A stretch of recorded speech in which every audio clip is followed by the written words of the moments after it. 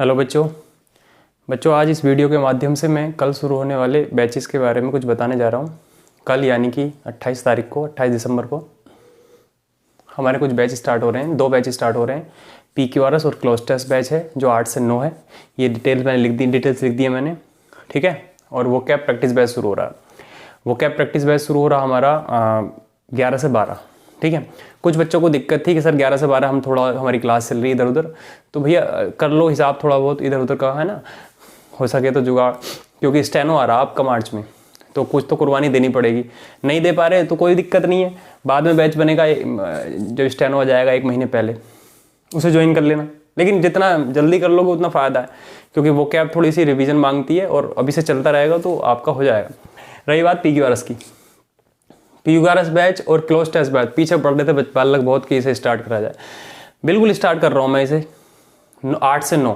सर्दी बहुत है, मुझे भी लग रही है, तो देखते हैं, ठीक है। कोशिश करिए आप आने की 8 से 9। जनवरी तो पढ़नी है सर्दी, तो सर्दी निकाल देंगे इसमें, ठीक है। सब मिलके बैठेंगे क्लास में, है। तो अब इस बैच को आप ज्वाइन कर लीजिएगा। PQRS का मतलब है रीअरेंजमेंट के क्वेश्चंस आते हैं और उन्हें पैरा जम्बल्ड या जम्बल्ड पैराग्राफ भी कहते हैं। क्या होता है, कोई बड़ा सा पैसेज होता है, उसकी लाइंस को हम अलग अलग करके इधर उधर करके रख देते हैं, उसे इस ऑर्डर में लगाना होता है, दोबारा से रीअरेंज करना होता है, यानी कि पुनर्व्यवस्थित करना होता है कि उसका एक मीनिंग वही निकल के आए जो पहले आर्टिकल में दिया था, यानी कि पहली स्थिति में था। अब इसे वही कर सकता है जिसने प्रैक्टिस कर रखी होगी या जिसको ऐसी बातें पता होती हैं कि एंड होगा तो कोरिलेटिव कंजंक्शन है, भाई कोऑर्डिनेट करेगा ना वो, तो कोऑर्डिनेटिंग कंजंक्शन हो जाएगा। तो कोऑर्डिनेटिंग कंजंक्शन होगा तो सेम चीज़ों को जोड़ेगा। तो एंड हमेशा अगर जेरेंड को जोड़ ला तो इधर भी जेरेंड को जोड़ेगा, वर्ब को जोड़ ला तो वर्ब को जोड़ेगा, कर्ता को जोड़ा तो कर्ता को जोड़ेगा। मतलब इस तरह के हमें एंड के बारे में जो जितने भी कनेक्टर्स होते हैं उससे हमें PQRS सोल्व करने में मदद मिलेगी। जितने भी आर्टिकल्स हैं, प्रोनाउन है, मान लीजिएगा सेकंड पर्सन प्रोनाउन है, थर्ड पर्सन प्रोनाउन है, तो थर्ड पर्सन प्रोनाउन हमें ढूंढना होता है कि भाई PQRS में कौन सी लाइन में थर्ड पर्सन प्रोनाउन है। वो थर्ड पर्सन प्रोनाउन से कभी भी पहला आपका सेंटेंस नहीं बन सकता। जिसमें आर्टिकल लगा है, मान लीजिएगा डेफिनेट आर्टिकल है या इंडेफिनेट आर्टिकल है, जो भी डेफिनेट आर्टिकल होता है वो हमेशा इंडेफिनेट आर्टिकल के बाद आएगा। यानी कोई भी नाउन के लिए अगर तुमने डेफिनेट आर्टिकल यूज कर रखा है तो वो वाला सेंटेंस जिस नाउन के लिए डेफिनेट आर्टिकल है वो जरूर स्पेसिफाई कर रहा होगा उस नाउन को, और स्पेसिफिकेशन पहली सेंटेंस में नहीं दे दिया जाता। हम पहले ही सेंटेंस में किसी चीज को स्पेसिफाई नहीं करते, पहले उसका इंट्रोडक्शन देते हैं। तो इंट्रोडक्टरी आर्टिकल होता है आपका A और N, तो ये देखना होगा कि AN किस में आएगा, तो वो पहले होना चाहिए सेंटेंस। तो ये बातें हो गई। जैसे ऑल्सो है, फर्दर मोर है, ऑल्दो है, ये बहुत सारी ऐसी बातें हैं जिनसे ये पता चलता है कि ये सेंटेंस पहले नंबर पर आने हैं कि दूसरे नंबर पर आने। कोई प्रोनाउन है, प्रोनाउन का पॉजेसिव केस है, सब्जेक्टिव केस है, तो वो डिपेंड करेगा कि किस हिसाब से आने। प्रोनाउन हमेशा नाउन के लिए यूज होता है, तो कोई भी प्रोनाउन दिया है तो उसका नाउन ढूंढो पहले, जिसमें नाउन दिया होगा वो पहला सेंटेंस होगा। कोई भी ओपनिंग सेंटेंस है, इंट्रोडक्टरी सेंटेंस, मतलब बहुत कुछ है, ये मैं अभी नहीं बता पाऊंगा आपको, ये हम क्लास में सीखेंगे। ये लगातार 1 महीने तक बैच चलेगा, तो आपको समझ में आएगा कि वही ओह यार ले इतना टाइम बेमतलब का बर्बाद कर दिया। तो ये फीलिंग तब आएगी आपको, जैसे कभी कभी क्या होता है, हम 80 साल के हो जाते हैं, मान लो हम 80 साल के हो गए और पता चला यार ओहो ये PQRS ऐसा होता था, तो 80 साल तो अब निकल गए। तो अपना टाइम बर्बाद मत करो, आप ज्वाइन करके देखो बैच को। ज्वाइन हो जाएगा बैच तो अपना समझ में आएगी बातें कि भाई कैसे सोल्व करना था। और मैं इस बात की तो गारंटी दे सकता हूं कि अभी तक जो तुम्हारी स्थिति है PQRS क्लोज टेस्ट को लेकर ना उससे बेहतर कर दी, तो क्या बोलूं ज्यादा आगे। तो आप ये ध्यान रखना, कोशिश जरूर रहेगी मेरी, ठीक है।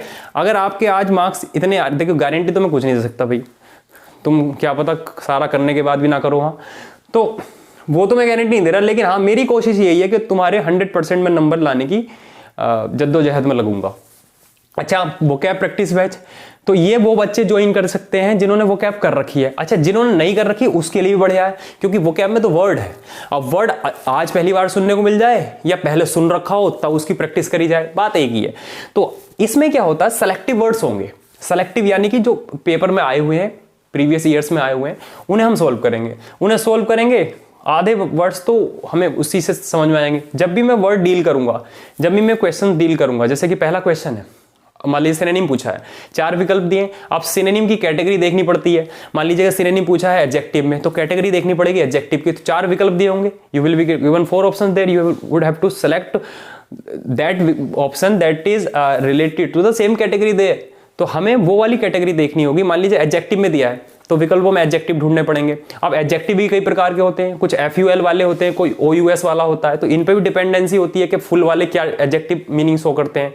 तो एडजेक्टिव की कैटेगरी में भी क्लासीफायर, मॉडिफायर, तो उस तरह से उस लिहाज से सिनोनिम एंटोनिम ढूंढने पड़ते हैं, वो भी एक तरीका होता है। दूसरा तरीका रूट के जरिए हो जाता है। रूट आपको पता है तो जड़ पता है तो शब्द सारे हिल जाएंगे। तो कई तरीके से हम सिनोनिम एंटोनिम को करेंगे। कभी कभी ऐसा होता है कि हमें सिनोनिम जो पूछा गया उसका मीनिंग नहीं पता, फिर भी आंसर सही लगा के आओगे। इस तरह का एक स्ट्रेटेजी है जो हम इसमें बैच में देखेंगे। ये बैच आपका 2 महीने, ये बैच चलता रहेगा थ्रू द, मतलब पूरे साल भर चलेगा ये, इस टाइमिंग में चलता रहेगा। कभी भी इस बैच को कोई भी ज्वाइन कर सकता है। इसमें मैं बहुत कुछ डील करने वाला हूँ। एक बार ज्वाइन कीजिएगा। रोज इसमें पेपर मिला करेगा बच्चों आपको एक, उसे पहले सोल्व करोगे आप, फिर मैं उसको डिस्कस करूंगा रोज एवरीडे। उसी तरह से इसमें भी, इसमें PQRS चलेगा शुरू के महीने, क्लोज टेस्ट चलेगा अगले महीने। 2 महीने का बैच है, फिर नहीं बनेगा जल्दी से। तो प्लीज अगर किसी को स्टेनोग्राफर मार्च में आने वाला इस टाइम, मतलब इस बार करना ही है, क्रैक करना है, तो प्लीज गेट क्रैकिंग। तो आप इस पर लग जाइएगा। ये डिटेल्स हैं। किसी बच्चे को रेगुलर कोर्स करना है, मतलब वो कैब शुरू से करनी है या ग्रामर शुरू से करनी है, तो हमारा 9 से 10 वो कैब का बैच चल रहा है और 10 से 11 ग्रामर का बैच चल रहा है। शाम में यानी कि इवनिंग बैचेज में 2 से 3 वो कैब चल रहा है और 3 से 4 ग्रामर चल रहा है। तो उसमें हमने स्टार्ट कर लिया है 3 से 4 में टेंस, ठीक है। तो टेंस हमारा कल स्टार्ट हो रहा है, पहला चैप्टर शुरू हो रहा है 3 से 4 में, ठीक है। ग्रामर 2 से 3 में वो कैब चल रही है, तो वो अभी मतलब 1-2 लेटर हुआ है उसमें, तो आप उसे ज्वाइन कर सकते हैं जिसको भी ज्वाइन करना है। तो ये हर उस बच्चे के लिए है जो ठाकुर द्वारा आकर द बेनवोलेंस कोचिंग में बैच ज्वाइन करना चाहता है। दूर के लोग तो नहीं कर पाएंगे। दूर के लोगों के लिए ऐप चल रहा अपना द बेनवोलेंस करके, प्ले स्टोर से डाउनलोड कर सकते हैं, वहां पर अपना वोकैब का बैच चल रहा। तो ये स्टेनोग्राफर आ रहा, इसके लिए अगर प्रैक्टिस बैच, इसके लिए अगर वोकैब करनी है आपको, तो बेनवोलेंस ऐप पे जाकर प्ले स्टोर से डाउनलोड कर सकते हैं। वहां पर जाकर आप इसे पूरे कोर्स को परचेज कर सकते हो। सस्ता आ जाता, महंगा कहाँ है, तो आप उसे कर सकते हो। अब ये आपका मामला है, एक बार नोट कर लीजिएगा। कल यानी कि 28 दिसंबर को ये बैच बनने जा रहा है, तो प्लीज़ कोशिश करिएगा, एक बार ऐसे करके देखिए तो सही, क्या पता फ़र्क पड़ जाए। गारंटी तो कोई चीज़ की नहीं है, लेकिन मेरी कोशिश तो ये रहेगी भाई। तो प्लीज़ मिलते हैं कल, ठीक है बच्चों। खुश रहिएगा, मज़े में रहिएगा।